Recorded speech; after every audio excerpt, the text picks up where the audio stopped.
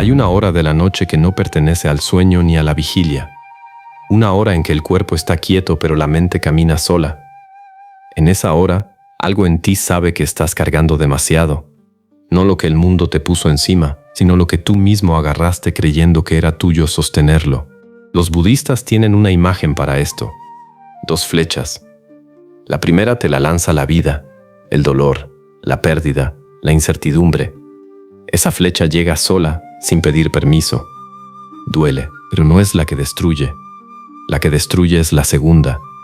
La que tú estismas te clavas encima de la primera. Esa que dice, esto no debería estar pasando. Tengo que controlarlo. Tengo que resolverlo ahora.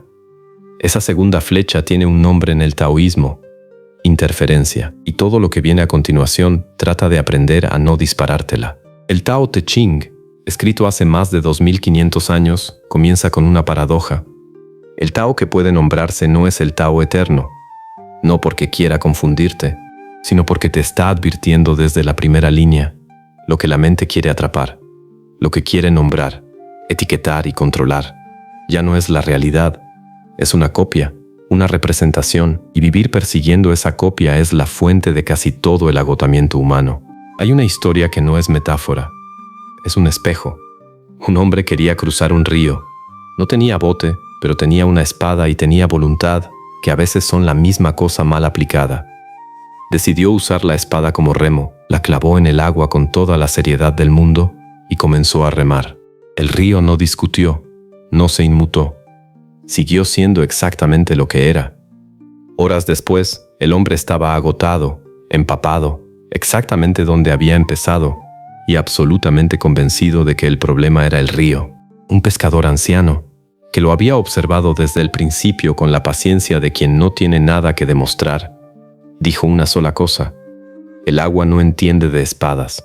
Hay algo en esa frase que duele de una manera particular, porque la orilla que no soltamos casi nunca es un lugar, es una idea, la idea de cómo deberían ser las cosas, la idea de quiénes deberíamos ser ya, la idea de que el esfuerzo sostenido, la preocupación constante, el no bajar la guardia, son formas de responsabilidad, de amor, incluso, pero el taoísmo lo llama por su nombre verdadero: interferencia. Wu Wei es uno de los conceptos más malentendidos de toda la filosofía oriental. Se traduce comúnmente como no acción, y con esa traducción se pierde casi todo. Wu Wei no es pasividad, no es indiferencia, no es cruzarse de brazos mientras el mundo gira. Wu Yi es acción sin fricción. Es la diferencia entre empujar una puerta que no es tuya y caminar hacia la que ya está abierta. Es la diferencia entre remar contra la corriente con una espada y aprender a leer el río. El agua es, en el Tao Te Ching, la imagen más recurrente de la sabiduría, no porque sea débil, sino porque es lo más fuerte que existe sin jamás pretenderlo. El agua no discute con la piedra, la rodea, la atraviesa, la transforma en siglos, y no lo hace con esfuerzo, lo hace siendo completamente lo que es. Zhuangzi, el filósofo taoísta que escribía con más humor que ningún otro sabio de la antigüedad, contaba la historia de un cocinero cuyo cuchillo nunca perdía el filo. Llevaba 19 años cortando y la hoja seguía perfecta. Su secreto no era la fuerza, era que nunca cortaba contra el hueso. Conocía tan bien la estructura natural del animal que simplemente encontraba los espacios que ya existían y deslizaba el cuchillo por ahí. Trabajo con mi mente, no con mis ojos, decía. Me muevo por los espacios naturales, no contra la resistencia. Eso es Wu Wei aplicado a una vida entera. Existe una historia que circula en los textos clásicos sobre un hombre y su campo. Trabajaba duro, cuidaba cada semilla, conocía su tierra, pero tenía un enemigo que no estaba en el suelo ni en el cielo. Estaba en su propia impaciencia. Cada mañana salía a revisar sus brotes y tiraba suavemente de ellos hacia arriba, convencido de que así crecerían más rápido. No lo hacía por malicia, lo hacía por miedo, por esa sensación de que el tiempo avanza y las cosas no ocurren a la velocidad que la mente exige. Al tirar del brote, el hombre lastimaba la raíz. Al querer acelerar el proceso, mataba lo que pretendía cultivar. Hay una pregunta que vale hacerse ahora, sin prisa, sin juzgar la respuesta. ¿En qué parte de tu vida estás tirando del brote hoy? Puede ser una relación a la que le exiges resultados antes de que tenga raíces, un proyecto al que le pides frutos antes de que tenga tierra, una versión de ti mismo que intentas forzar antes de que esté lista. La urgencia es una forma de violencia, silenciosa, bien intencionada, pero violencia al fin, y el primer paso para dejar de ejercerla no es la fuerza de voluntad, es la comprensión. Entender que lo natural no se acelera, que hay un tiempo en las cosas que no responde al calendario de la mente ansiosa. El budismo Chan, que nace del encuentro entre el taoísmo chino y el dharma indio, tiene una palabra que describe exactamente lo que ocurre cuando la mente no puede soltar. Tanha, la sed. El deseo que no se sacia no porque no consiga lo que quiere, sino porque en el mismo momento en que lo consigue, ya quiere lo siguiente. Llegas a ese trabajo y la mente ya quiere el ascenso. Encuentras el amor y la mente ya tiene miedo de perderlo. Terminas lo que empezaste y la mente ya pregunta, ¿y ahora qué? No es que la mente sea tu enemiga, es que la mente vive en un lugar que no existe, el futuro imaginado, y sufre porque se aferra a otro lugar que tampoco existe, el pasado idealizado.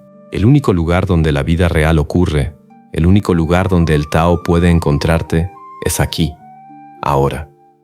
En este momento que la mente siempre está a punto de abandonar para ir a preocuparse de otro.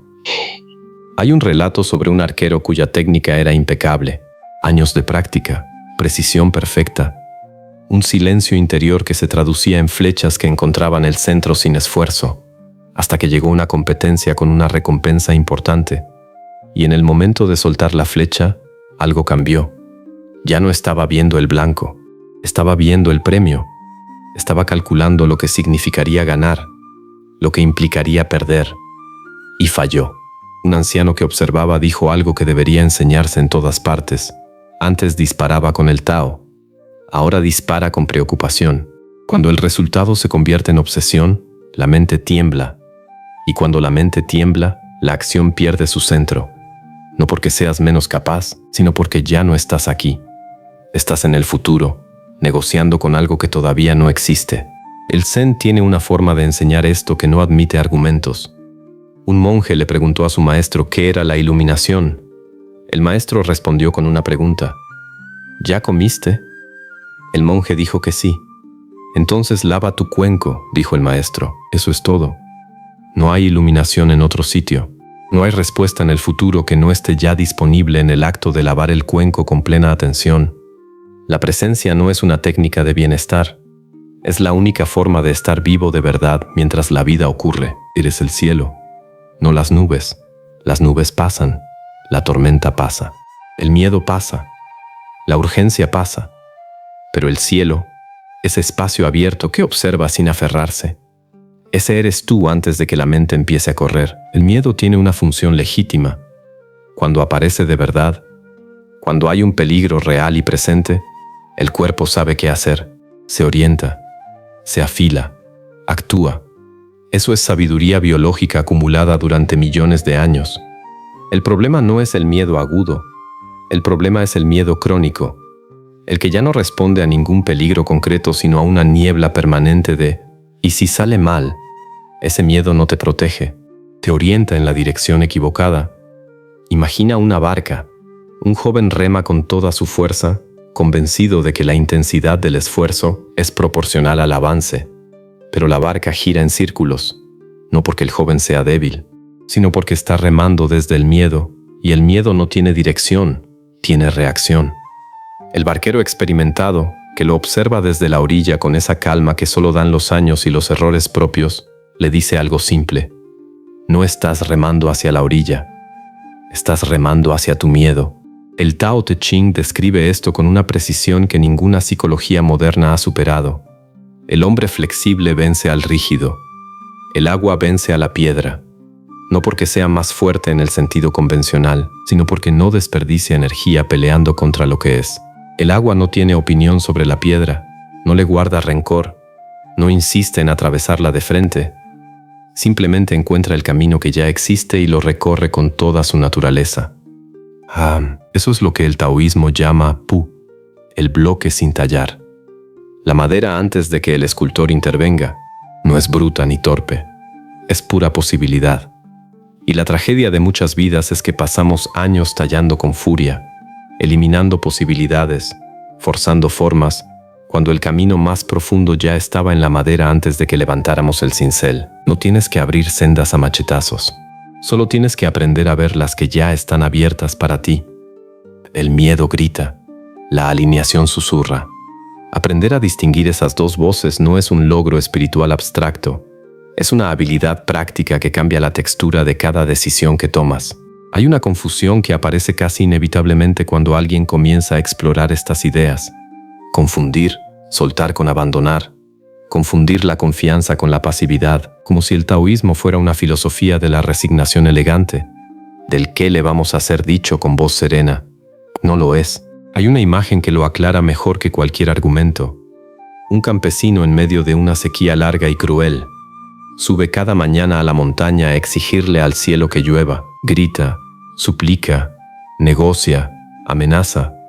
Y mientras hace todo eso, sus campos están solos, sus animales sin cuidado, su tierra sin riego, porque se ha convencido de que si no llueve, nada de lo demás importa. Un monje que pasa por ahí le hace una sola pregunta.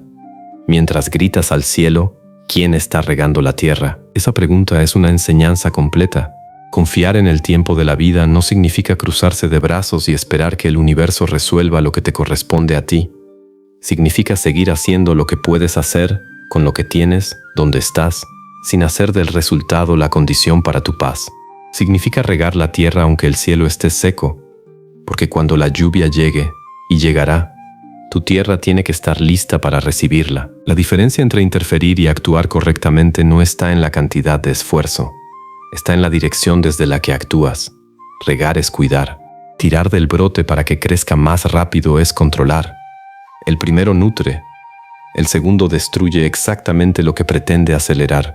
Zhuangzi, que tenía la capacidad poco común de hacer reír a la gente mientras le cambiaba la forma de ver el mundo, escribió algo que conviene releer despacio. Un hombre dispara una flecha. Si acierta, el mérito es suyo. Si falla, la culpa es del viento.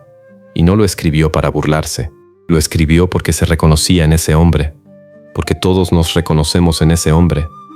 Pasamos la vida disparando flechas hacia cosas que no controlamos y organizando narrativas muy elaboradas sobre por qué el viento tiene la culpa cuando fallamos.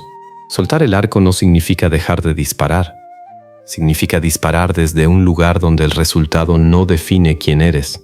Existe un espacio del que casi nadie habla porque es incómodo habitarlo. Los antiguos textos taoístas apenas lo nombraban, no porque no lo conocieran, sino porque sabían que nombrarlo demasiado era una forma de huir de él. Es el intervalo, el umbral, el espacio que existe entre lo que dejaste ir y lo que todavía no ha llegado. Ese espacio tiene un nombre cotidiano, el mientras tanto, Ko, y la mayoría lo trata como un problema que hay que resolver lo antes posible. Se llena de ruido, de planes, de nuevas urgencias fabricadas para no sentir el vacío de la espera. Pero en la tradición Chan, ese umbral no es un castigo ni una sala de espera. Es el lugar donde ocurre la transformación real. Huabel Stunariant. Hay una historia en los textos taoístas sobre una mujer que durante 20 años rogó por algo que no llegaba. 20 años es mucho tiempo para mantener viva una súplica. Hasta que un día, sin drama, sin declaración solemne, simplemente dejó de pedir. Se sentó junto a un río y dijo en voz muy baja: «Está bien. Si no hay lo que pedí, habrá esto». Y en ese mientras tanto, mientras miraba el agua moverse con esa indiferencia perfecta que tiene el agua, se convirtió en la persona más sabia de su comunidad.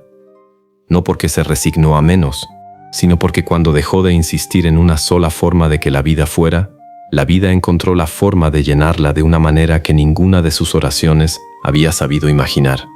Lo que llega cuando dejas de forzar no siempre es lo que esperabas.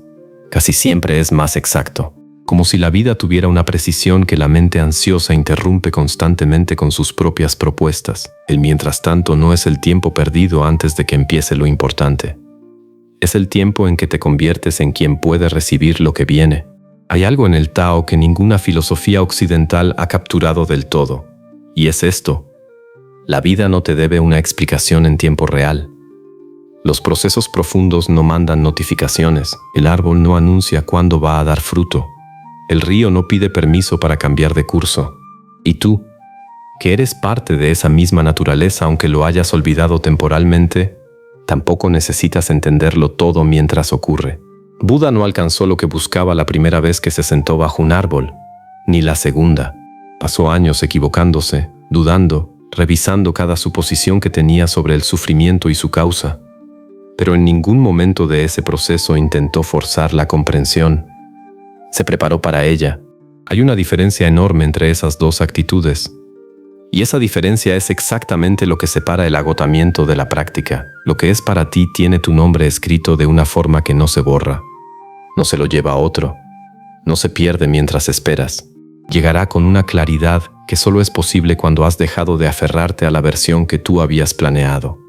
Antes de que este día termine, hay una sola cosa que vale hacer. No planear mañana, no repasar lo que salió mal, solo esto, llevar la mano al pecho.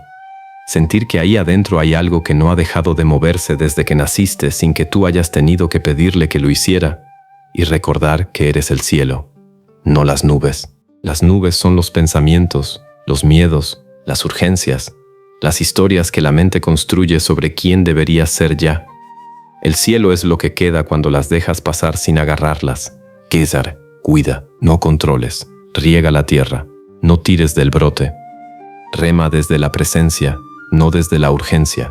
Y cuando el río cambie de curso sin consultarte, como siempre lo hará, confía en que el agua sabe cosas que la espada nunca va a entender.